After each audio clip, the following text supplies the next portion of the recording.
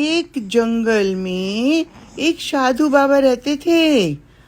उनकी कुटिया में वो ना अपने छीके पर सामान रखते थे, क्योंकि जो भी खाने का सामान रखते थे ना नीचे, तो एक चूहा था मोटा सा, वो आके उनके सामान को खा जाता था।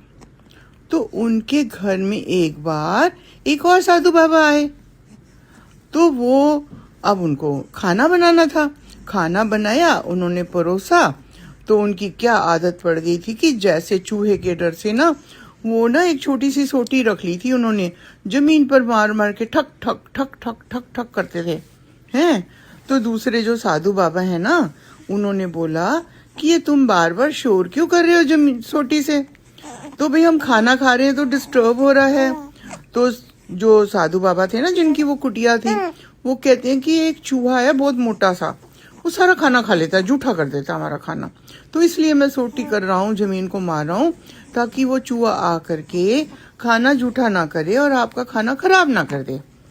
तो वो जो नए वाले मेहमान साधु बाबा थे ना, उन्होंने कहा कि एक बात है, ये चूहा इतना मोटा और इतना शैतान हो गया ना, इसका रीजन कुछ ना कुछ है। अब तुम ना इसका बिल ढूंढो, कहीं ना खजाना गड़ा हुआ है कोई ना कोई, जिसके दम पर ये बहुत उछल रहा है। तो उन्होंने दोनों ने मिलके सारी जगह ढूंढा, उसका बिल खोल लिया। बिल खोला, बिल ढूंढा, बिल को खोदा, पता लगा जी उसमें बहुत सारे पैसे थे, उसमें बहुत सारे सोने के सिक्के थे। तो वो जो सोने के सिक्के थे ना, उसकी वजह से उस मोटे चूहे को बड़ा ही घमंड आ गया था, अभिमान आ गया था, इसलिए वो बड़ा बड़ा उछलता था, वो शैतानियां करता था।